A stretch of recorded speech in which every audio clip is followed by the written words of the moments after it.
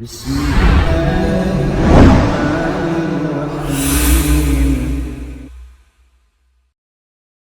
بسم الله الحمد لله والصلاة والسلام على أشرف الأنبياء والمرسلين وعلى آله وصحبه ومن تبعهم بإحسان إلى يوم الدين أما بعد Qani fillah rahimani rahimakumullah. Kita lanjutkan kembali pembacaan kitab Durusun fi Syarhi Nawaqidil Islam yang disampaikan oleh Syekh Fauzan hafizahullah taala di dalam majlisnya. Qani fillah rahimani rahimakumullah. Terakhir kita sebutkan bahwasanya di dalam dinul Islam memiliki yang namanya darurat al-khams. Darurat itu kebutuhan yang sangat mendesak, menjadi kebutuhan yang harus, kalau tidak ya akan membawa kerusakan, akan membawa kehancuran. Ya, sebagaimana dalam ilmu-ilmu ekonomi misalkan ada kebutuhan premium, sekunder, tersier. Ya, maka para ulama juga membuat kaidah dalam masalih, keindahan atau maslahat di dalam agama atau di dalam dinul Islam, ada yang namanya darurat al-khams. Maka Islam datang menjaga agama, menjaga jiwa, menjaga akal, menjaga harta, dan yang terakhir menjaga nasab dan kehormatan. Caranya gimana? Allah Subhanahu wa taala jelaskan bagaimana dia menjaga agamanya. Kemudian juga Allah menjelaskan bagaimana sesuatu yang bisa merusaknya dalam 5 poin tadi. Menjelaskan bagaimana menjadi baik dan menjelaskan apa yang bisa merusaknya, serta hukuman untuk keduanya atau balasan untuk keduanya. Kalau dia melaksanakannya dapat apa, kalau dia merusaknya dapat apa. Itu yang disebut dengan maqasid asy-syar'iyyah, maksud atau tujuan ditetapkannya syariat. Nama lainnya darurat al-khams. Kita lanjutkan kembali pembacaannya. Kalau di terjemahan halaman berapa, Hira? 24. Kalau yang kitab bahasa Arabnya halaman 20. Fadhal Hira dibaca. Bismillah. Inilah 5 perkara penting yang diperintahkan oleh Allah Subhanahu wa taala untuk dijaga dan diterapkan hukuman atas pelanggaran terhadapnya. Yang pertama adalah menjaga agama, dan menjaga agama dilakukan dengan menjauhi hal-hal yang membatalkan dan menyebabkan murtad, juga dengan menjatuhkan hukuman mati terhadap orang yang murtad. Jadi yang kita pertegas di sini di kitab ini adalah menjaga darurat al-khams yang pertama, yaitu menjaga agama. Dari cara apa atau dari apa? Dari sesuatu yang bisa menghancurkannya, sehingga akan ada efeknya, yaitu harus dibunuh. Kalau kita berbicara hukum Islamnya, man baddala dinah faqtulu, kata Nabi. Barang siapa yang mengganti agamanya maka dia dibunuh. Tapi ada prosedur, itu melalui mahkamah syariah. Tapi yang kita bahas sekali lagi, bagaimana Islamnya itu bisa lepas, Islamnya itu bisa terurai. Ini yang akan kita bahas lebih rinci insyaallah taala. Lanjut. Kata riddah dalam kurung murtad bermakna berbalik. Orang yang murtad adalah orang yang berbalik dari agamanya dengan suatu ucapan, keyakinan, perbuatan, atau keraguan. Nah, jadi riddah artinya rujuk itu kembali. Ya, misalkan dia peperangan, ada musuh begitu dahsyat, begitu kuat, dia balik karena takut, karena yang lainnya, itu disebut dengan rujuk atau kembali. Nah, berarti ketika ada kata murtad, itu orang kembali, maksudnya apa? Dia keluar dari dinul Islam karena penyebabnya. Biqaulin berupa ucapan, i'tiqad berupa keyakinan, fi'lin perbuatan, dan syak. Syak ini dan i'tiqad tempatnya sama, itu dalam hati. Maka kita harus pahami sebagaimana konsep iman itu terbentuk dengan 3 poin: ucapan, i'tiqad, dan juga perbuatan. Maka kekufuran pun intinya atau poin mencakupnya 3 juga. Bisa berupa ucapan, bisa berupa i'tiqad, bisa berupa juga apa? Perbuatan. Paham ya? Iman itu kan 3 unsur dasarnya menjadi asal iman. Maka begitu juga kekufuran, kemurtadan, maka dia juga 3 model ini.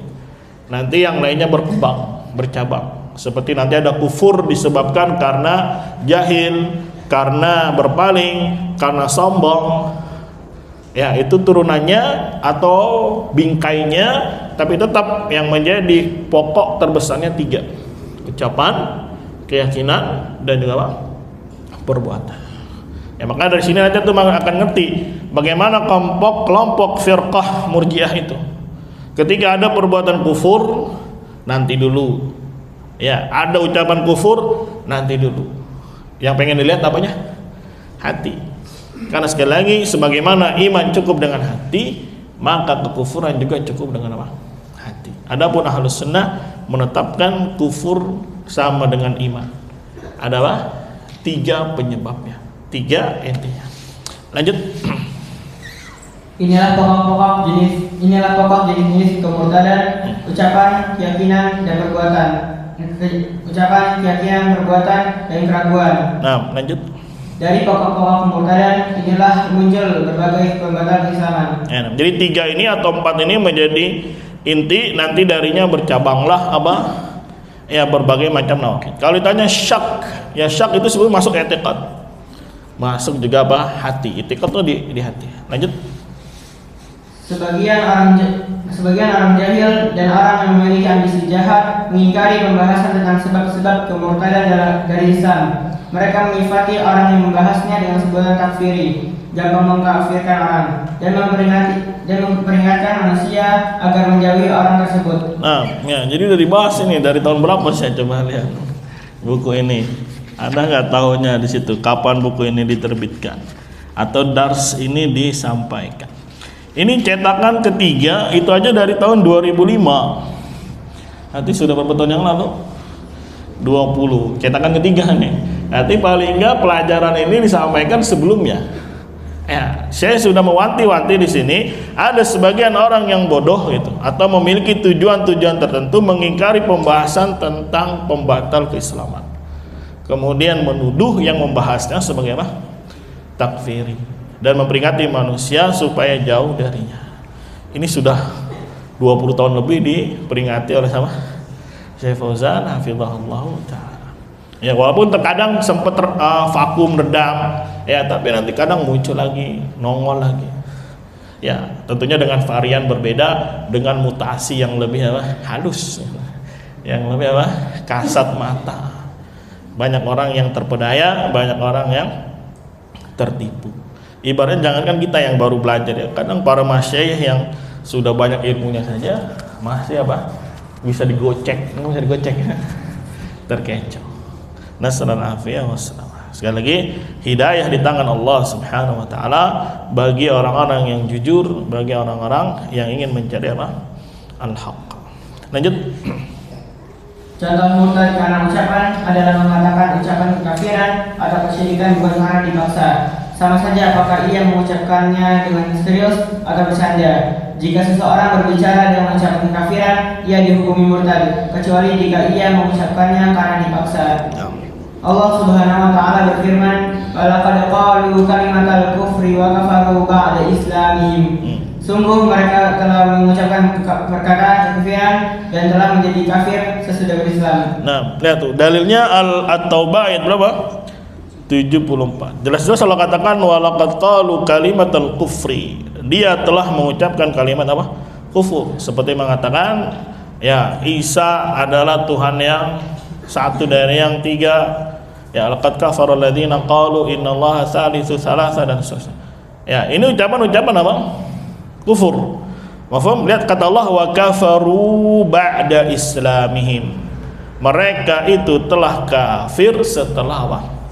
Islamnya mereka. Nah, Allah yang katakan, kenapa sih itu yang berani menentang? Tunggu dulu. Ya, dokter saya belum mengatakan.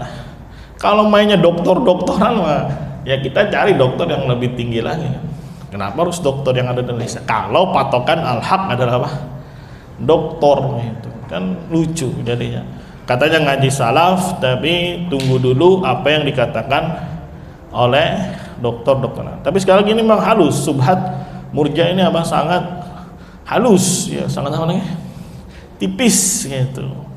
Makanya banyak orang yang tergocek gitu. Dan banyak bersyukur kepada Allah, memuji Allah atas taufik tersebut. Jadi yang pertama adalah kufur gara-gara apa? Ucapan. Mau serius, mau bercanda, mau main-main, kecuali kalau dipaksa. Nanti ada kasusnya seperti Yasir, Ammar ibn Yasir. Insyaallah taala nanti ada. Lanjut. Allah Subhanahu wa taala berfirman tentang orang-orang yang mengatakan, kami belum pernah melihat orang yang paling berdusta, paling rakus dan paling penakut ketika berhadapan dengan musuh, yang seperti para ahli Badar kita ini. Yang mereka maksud adalah Rasulullah SAW dan para sahabat. Allah berfirman tentang mereka, wa in sa'altahum la yaqulunna innama kunna nakhudu wa nal'ab. Qul abillahi wa ayatihi wa rasulihi kuntum tastahzi'un. La ta'tadiru qad kafartum ba'da imanikum. Terjemahkan. Jika kamu bertanya kepada mereka tentang apa yang mereka ucapkan itu, tentulah mereka akan menjawab, sesungguhnya kami hanyalah bersenda gurau dan bermain-main saja. Katakanlah, apakah dengan Allah, ayat-ayatnya dan Rasulnya kamu selalu berolok-olok? Tidak usah kamu minta maaf karena kamu kafir sesudah beriman. Nah, ini ucapan ya bukan orang munafik ya. Karena ada yang mengatakan bahwasanya ayat ini turun untuk munafik. Kalau untuk munafik kenapa harus dikatakan qad kafartum ba'da imanikum? Ya, Allah katakan ba'da imanikum itu menjelaskan dia mukmin.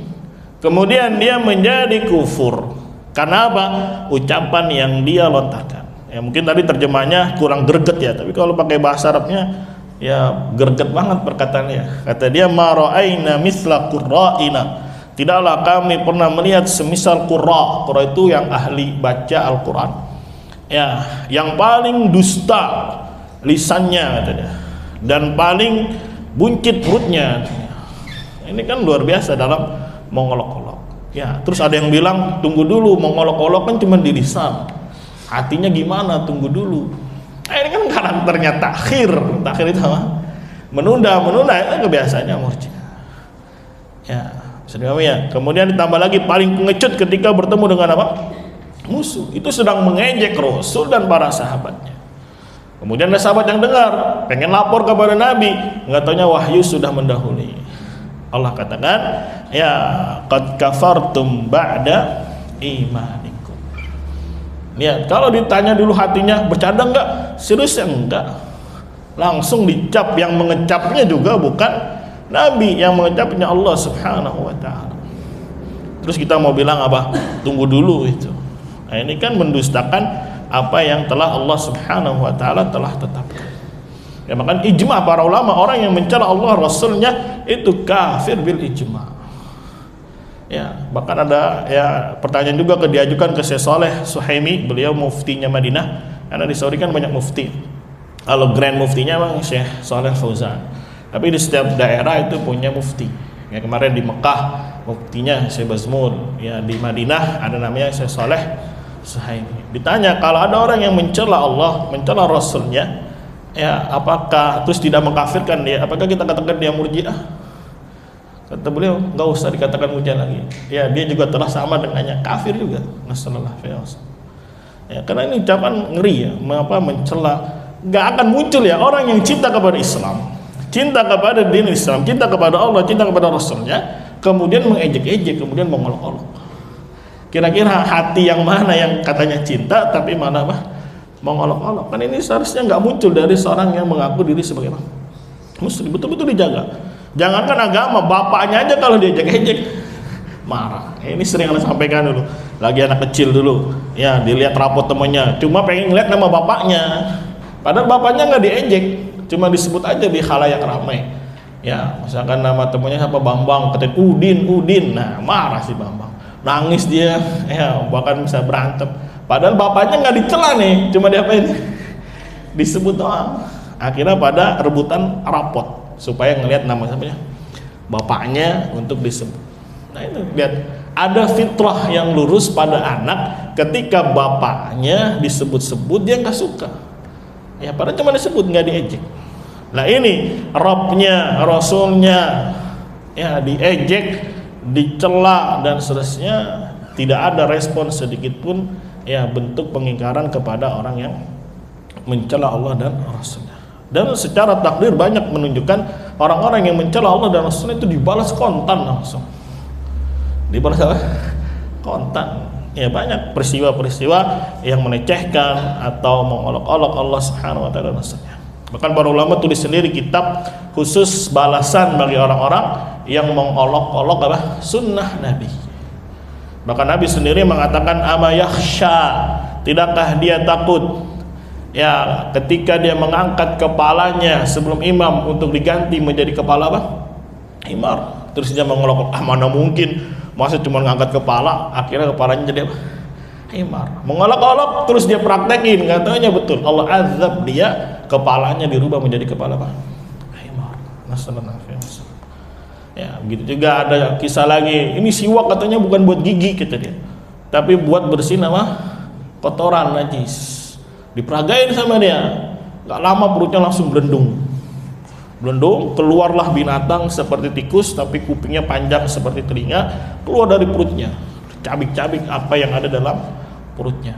Ini bukan sinetron hidayah, ini banyak dikisahkan oleh para ulama, azab, iqab bagi orang-orang yang mencela Allah, mencela apa? Rasulnya. Nanti akan dibahas lebih detail, mencela Allah, mencela Rasulnya, mencela ayat-ayat Allah, mencela orang-orang saleh. Ya, akan dirinci ketika penjelasan mencela orang-orang apa? Saleh. Ya. Sudah ya, ini ya riddah yang pertama itu berupa apa? Qaul, berupa ucapan. Lanjut. Mereka menjadi kafir setelah beriman karena mengatakan, kami tidak pernah melihat orang yang lebih rakus, lebih berdusta dan lebih takut ketika bertemu musuh daripada ahli baca kita ini. Yang mereka maksud adalah Rasulullah SAW dan para sahabatnya. Lanjut. Ketika tahu bahwa Allah menurunkan wahyu kepada Rasulnya SAW mengenai ucapan mereka itu, mereka mendatangi beliau untuk meminta maaf. Mereka mengatakan, kami hanya bergurau dan bermain-main. Kami berbincang-bincang untuk sekedar mencari hiburan dan perjalanan. Ya, kan ini lagi posisi setelah perang nih, kan capek. Biar nggak capek ngelawak gitu. Biar nggak capek ngobrol santai supaya ketawa dan hilang rasa letihnya. Tapi tetap ya tidak diberikan dispensasi. Mafhum. Lanjut. Akan tetapi Rasulullah SAW tidak menoleh kepada mereka. Beliau hanya membaca ayat Qul abillahi wa ayatihi wa rasulihi kuntum tastahzi'un la ta'tadiru qad kafartum ba'da imanikum. Katakanlah, apakah dengan Allah, ayat-ayatnya dan Rasulnya kamu selalu berolok-olok? Tidak usah kamu minta maaf karena kamu kafir sudah beriman. Nah, jadi Nabi tidak menjawab kecuali udah baca ayat itu terus. Minta maaf, baca ayat itu lagi. Minta maaf terus, baca apa? Ayat tersebut. Lanjut. Ayat ini menunjukkan bahwa orang yang mengucapkan ucapan kafiran bukan karena terpaksa ia menjadi kafir, meskipun mengaku bergurau dan bermain-main. Ayat ini juga mengandung bantahan bagi kelompok Murji'ah masa kini yang mengatakan tidak murtadnya orang yang mengatakan ucapan kafiran kecuali apabila ia meyakininya dengan hati. Apa yang diucapkan dalam lisannya. Ya, lihat di sini kata saya, di dalam ayat ini ada bantahan kepada murji'atil asr. Ya, bahasanya di sini kata saya murji'atil asr. Asr itu masa kini. Padahal itu di tahun berapa? 2000-an lah. Ya, kalau sekarang lebih kerennya neo murji'ah. Ya, atau bahasa kerennya lagi murji'ah kontemporer. Apa pendapat mereka? Orang yang mengatakan tersebut tidak murtad. Ya, hatta sampai dia meyakini di dalam hatinya apa yang dia ucapkan dengan lisannya. Lihat, ini sudah terbaca memang sejak pemunculannya di awal-awal tahun 90-an.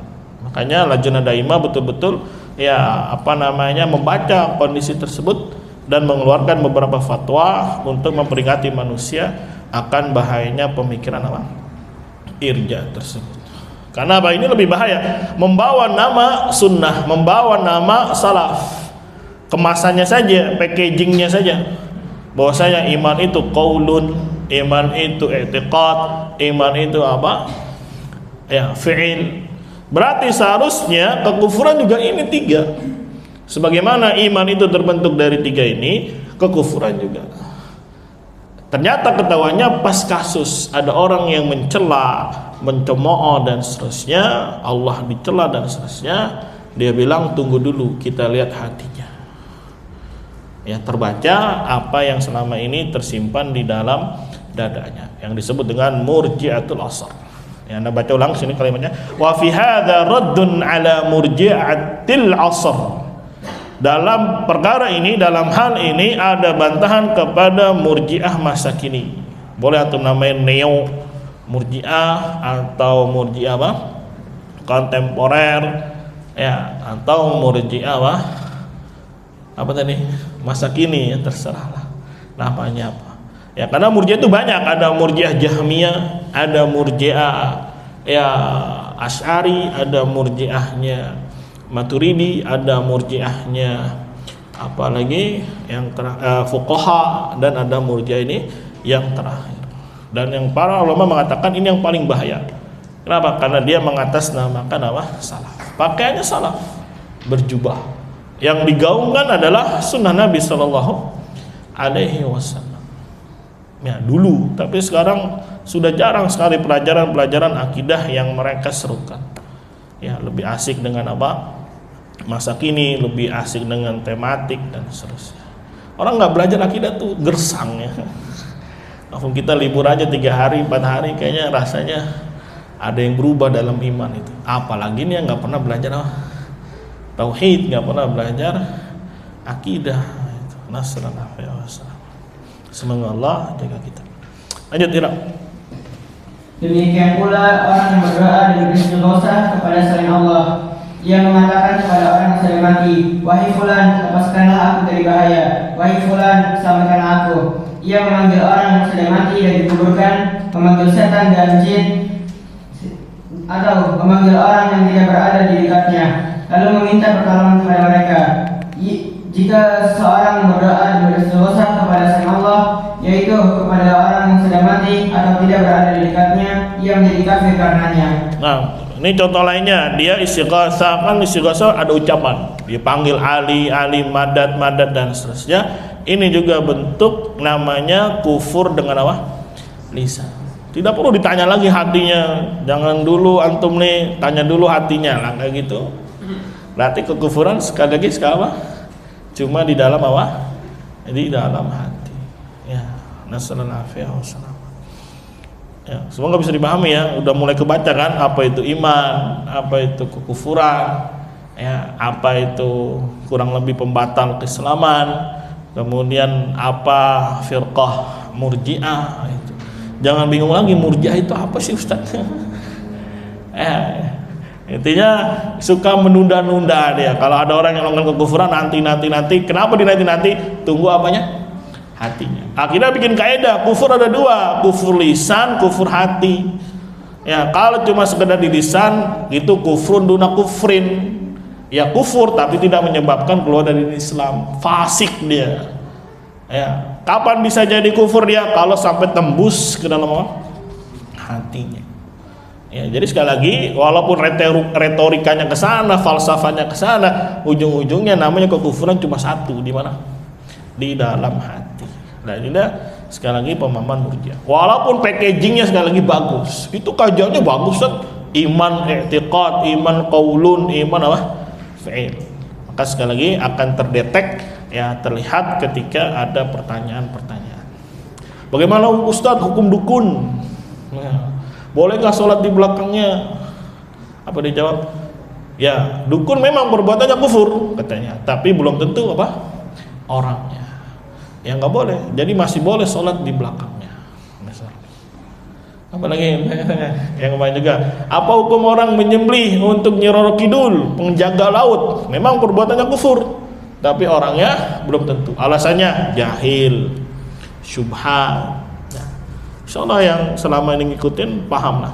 Ya, apa itu terpenuhi syarat, ternafikan mawani, mana yang dianggap jahil boleh didispensasi, mana yang jahil tidak boleh apa? Diberi dispensasi.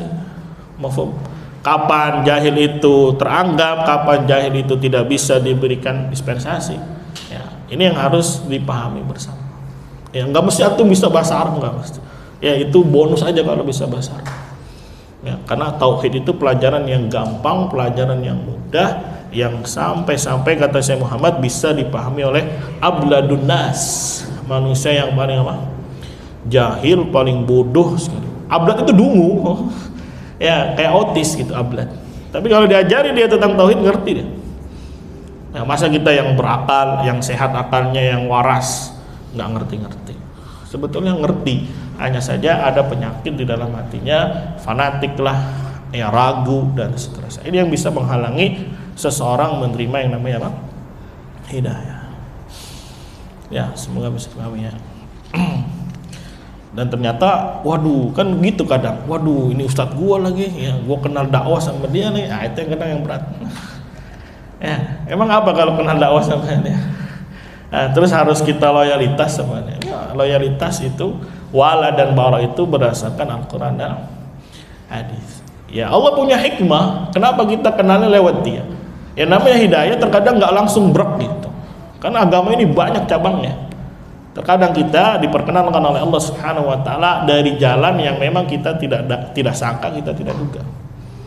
Ya, karena Allah yang Maha tahu, Allah yang Maha hikmah. Antum paham aja kisahnya Salman Al-Farisi. Itu masih relevan sampai hari ini. Yang penting ada kejujuran, ternyata dia dapatnya di sini dulu, dari kalangan ahlul kitab, dari rahib, ya dari ruhban, dari arhab dan ahbar dan seterusnya. Sampai betul-betul karena ada kejujuran yang siap Allah berikan hidayah, diperkenalkan dengan apa? Islam. Ya, jadi jangan dianggap kisah Salman itu sudah mati, sudah lalu, tidak. Bahkan sampai hari ini kisah ini harum, kisah ini apa? Ya layak dibaca, bahkan dikeluarkan dalam satu full penuh kisah beliau itu. Dari beliau mulai kecil di mana? Di Persia. Persia itu daerah-daerah Irak, Iran, Babylon itu yang Zoroaster, yang ditumpahkan atau dihancurkan oleh pasukannya Khalid bin Walid, kemudian oleh Abdullah bin Amr bin As kalau nggak salah. Ya, yang pas masuk ke Persia itu lewatin sungai, ternyata ya karena untuk orang muslim gak masuk ke bentengnya, akhirnya dihancurin namanya jembatan. Gak taunya berdoalah Amr bin As ya, atau Abdullah bin Amr, nanti bisa dikisah. Dia berdoa, ya Allah tolonglah kami, kuda itu jalan di atas kali, padahal dalam itu paritnya. Coba itu ya, sampai pasukan Persia geleng-geleng takut. Nih, supaya kaum muslimin gak masuk ke bentengnya, akhirnya jembatan diapain? Hancur. Itu bukan kali pendek, kali Cisadane pendek. Anggaplah Cisadane dalamnya. Coba kuda nyemplung situ, mati nggak? Tenggelam nggak? Bisa jalan tuh kuda. Kata ya sahabat itu, ayo jalan, bismillah. Wah, beliau paling terdepan ngeliatin yang lain pasukan, bismillah juga. Ya, ngelewatin apa? Di atas kali itu kuda bang, berjalan.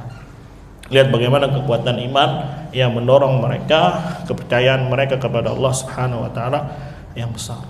Akhirnya tertumpahkanlah, terkalahkanlah pasukan Persia karena pertolongan Allah Subhanahu wa taala. Lanjut ya.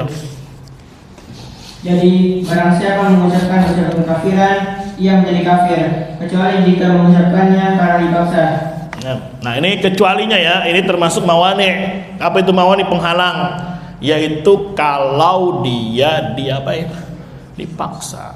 Nah sekarang kita lihat nggak ada yang maksa dia, ya sudah. Ya, kita lihat secara zahirnya kalau tidak ada yang memaksa jatuh. Tapi kalau dipaksa, paksa itu apa dobitnya? Kalau nggak ucapin mati gitu. Kalau dipaksa baru ditodong pakai sapu lidi udah ketakutan. Itu bukan dipaksa namanya.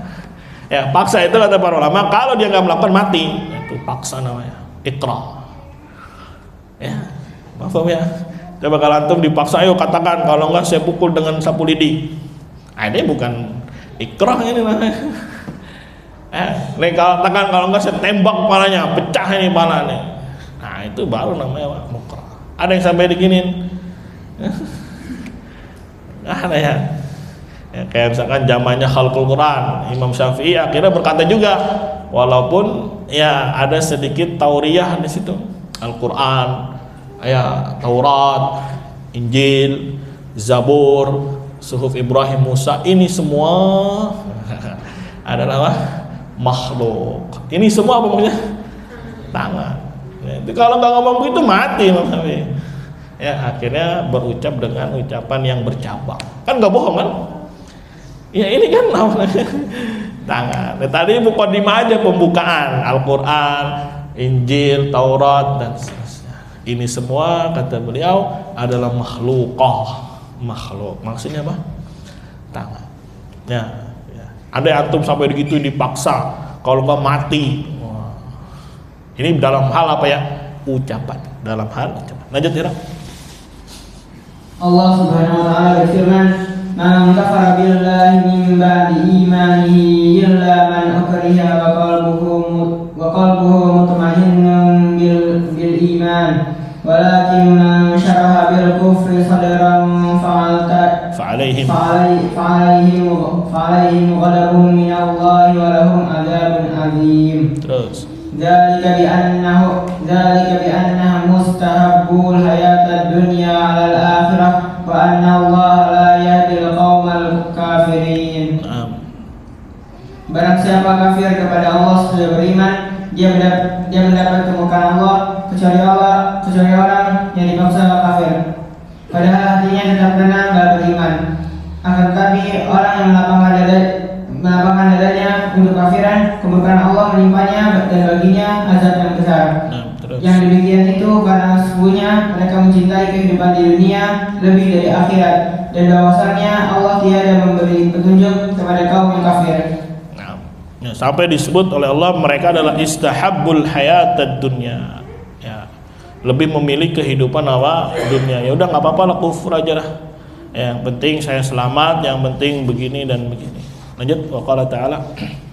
Allah Subhanahu wa taala juga berfirman, la yattakhidhul mu'minuna al-kafirina awliya'a min dunil mu'minin wa man yaf'al dzalika falaysa minallahi fi syai'in illa an tattaqu minhum tuqah. Ya. Janganlah orang-orang mukmin menjadikan orang-orang kafir sebagai wali dengan meninggalkan orang-orang mukmin. Barang siapa berbuat demikian, niscaya lepaslah ia dari pertolongan Allah, kecuali karena siasat memelihara diri dari sesuatu yang dicakuti dari mereka. Nah, lanjut tafsirnya hadza huwa. Inilah orang yang dipaksa. Ya. Jadi tafsir dari illa an tattaqu minhum tuqah artinya adalah kecuali orang yang dipaksa. Lanjut. Inilah orang yang dipaksa. Jika seorang muslim mengucapkan ucapan kafiran karena dipaksa untuk mengucapkannya atau diancam akan dibunuh atau disiksa, ia boleh mengucapkan sesuatu yang membuatnya terlepas dari paksaan, tetapi disertai dengan kemantapan hatinya dengan keimanan. Allah memberinya keringanan untuk mengucapkan ucapan kafiran dengan tujuan melepaskan diri dari paksaan, sedangkan hatinya tetap mantap dengan keimanan. Ia mengucapkannya dengan lisan saja. Adapun hati, tidak ada seorang pun yang bisa menggerakkannya kecuali Allah. Lanjut. Illa man ukriha wa qalbuhu mutmainnun bil iman. Mutmainnun bil iman. Nah. Kecuali orang yang dipaksa kafir, pada hatinya tetap tenang dan beriman. Nah. Lanjut. Ayat ini turun berkenaan dengan Ammar bin Yasir radhiyallahu anhu. Kaum musyrikin menyiksanya dan memaksanya untuk mencela Rasulullah sallallahu alaihi wasallam. Ia pun mengucapkannya perkataan yang mengandung celaan terhadap Rasulullah sallallahu alaihi wasallam dengan maksud melepaskan diri dari orang-orang kafir itu. Dalam hatinya tidak ada kebencian kepada Rasulullah sallallahu alaihi wasallam dan kepada agama Islam. Sebaliknya, hatinya tetap mantap dengan keimanan. Setelah mengucapkan ucapan itu, Ammar mendatangi Rasulullah sallallahu alaihi wasallam dengan penuh penyesalan. yang menjelaskan kepada beliau apa yang terjadi. Beliau sallallahu alaihi wasallam bertanya, "Bagaimana kau dapati hatimu?" Ammar menjawab, "Saya mendapatinya tetap tenang dengan keimanan." Terus Beliau bersabda, in adu fa'udu. Jika mereka kembali menyiksamu, lakukan hal itu. ya, jika mereka kembali datang, maka ulangilah perbuatan tersebut atau ulangilah ucapan tersebut. Ya, lihat ini kasus kalau memang dipaksa. Nggak bisa ya mutmain bil iman ini dipukul rata di semua kekufuran, tidak. Ya, ketika tidak ada paksaan. Kadang yang mereka membawa ayat ini ya illa man mafhum atau cuman baca wa qalbuhu mutmainnun bil iman. Padahal ayat di depannya illa man ukriha. Kecuali kalau orang ini dipaksa dan hatinya juga tentram dengan keimanan. Kadang cuman baca tuh lihat tuh. Ya, semua diukur dengan hati. Akhirnya cari-cari dalil bahwasanya di dalam tubuh kita ada sebuah jasad, ada sebuah tubuh, sebuah daging yang kalau dia baik semua akan menjadi baik, kalau dia jelek akan menjadi jelek. Apa dia? Hati. Ya, cari-cari pembenaran namanya. Mafhum? Ya, jadi sekali lagi kekufuran banyak modelnya, jangan hanya dibatasi oleh hati. Ya, bahkan ini diakui sendiri oleh Syekh Albani ketika dulu debat sama Syekh Shalih Al-Syekh di tahun 90-an atau 1990 atau 89. Ya, ketika pembahasan orang yang mencela Allah dan Rasulnya. Ya, Syekh Albani dengan tegas mengatakan, "Wahai Saleh," katanya, "kalau begitu engkau yatawassa' fil kufur," ya, terlalu berluas dalam masalah pengkafiran. Ya, karena menurut beliau, ya kekufuran itu cukup di dalam hati. Ya, kalau ini yang kalau yang lain kan ada ucapan, ada perbuatan. Makanya kata Syekh Albani kepada Syekh Saleh, engkau telah memperluas kekufuran. Ya.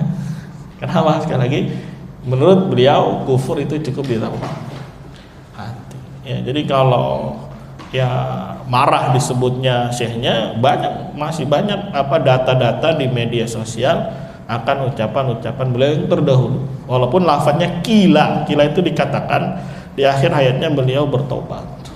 Tapi sekarang yang kita sekali lagi ya jelaskan kenapa yang diambil yang dahulu dan terus dipakai apa yang terdahulu.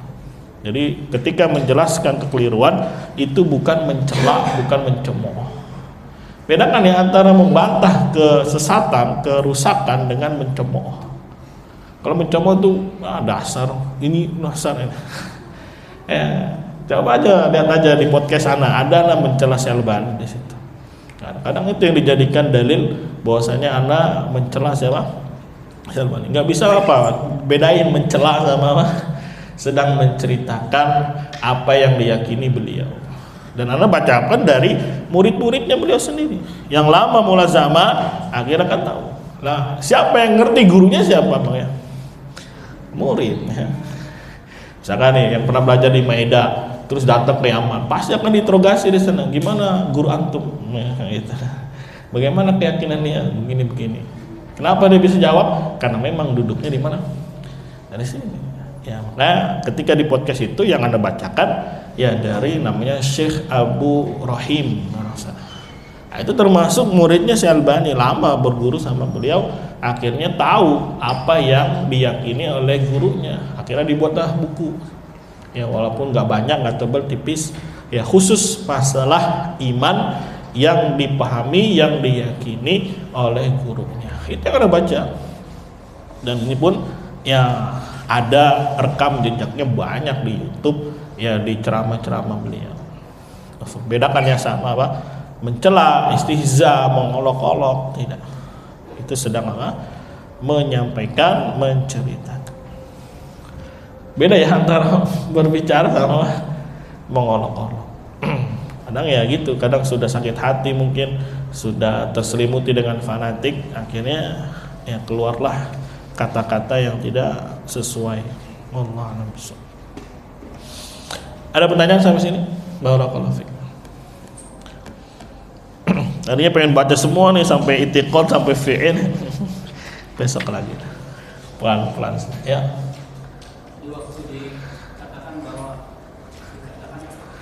ya Ali madat itu artinya Madat itu minta tolong dibukakan, dilepaskan kesulitannya, diselamatkan. Nah itu.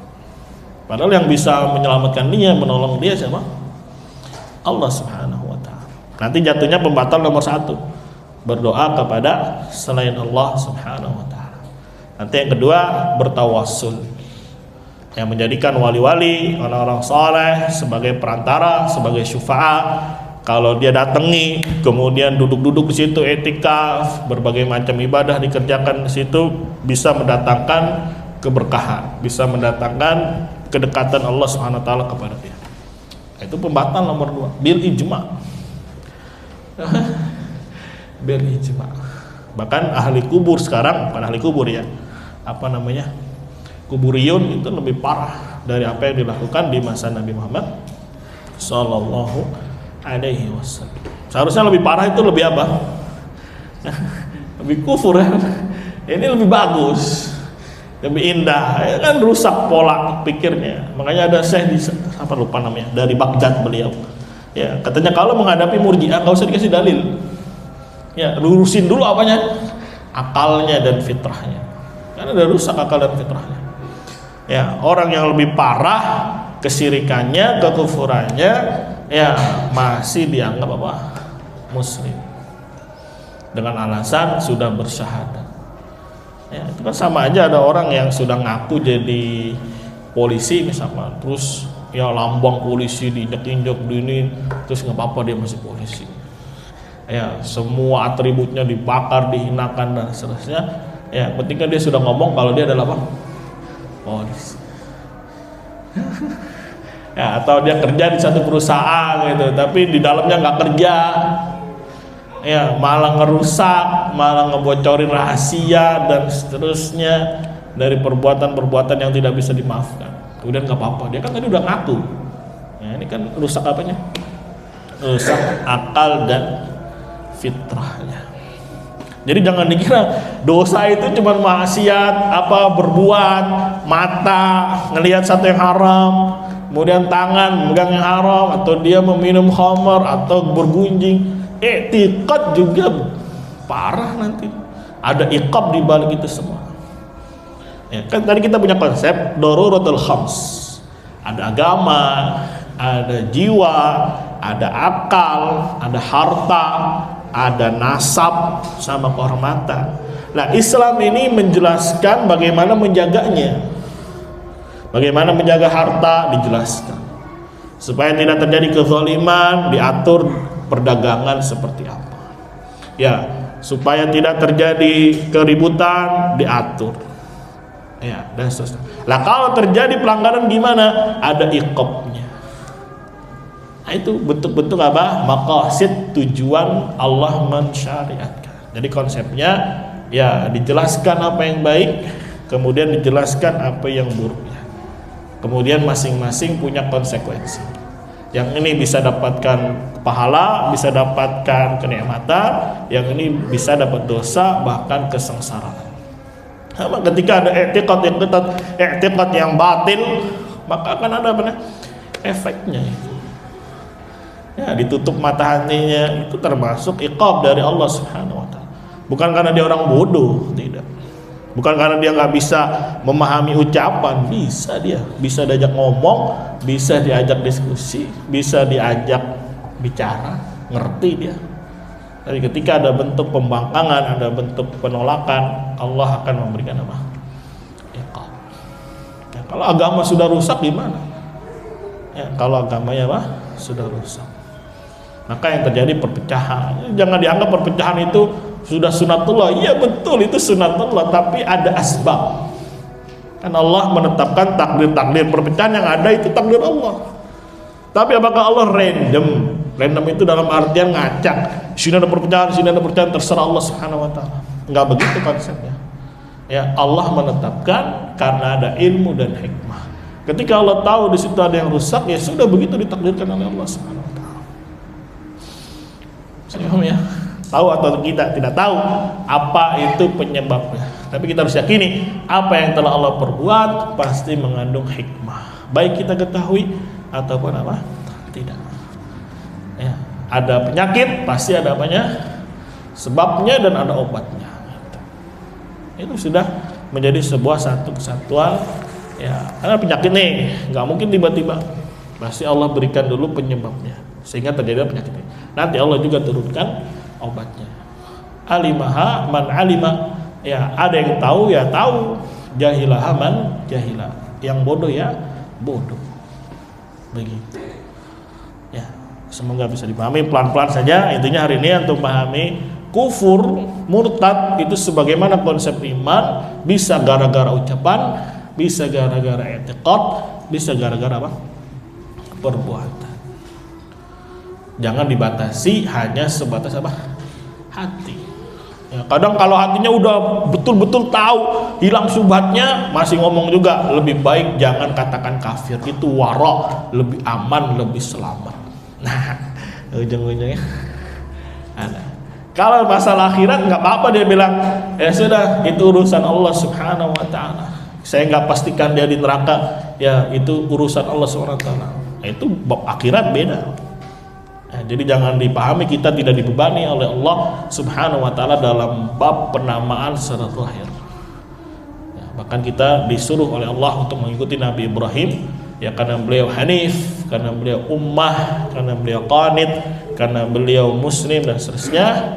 Ya beliau pun berlepas diri kepada orang-orang apa? Musyrik, minimal dalam hati.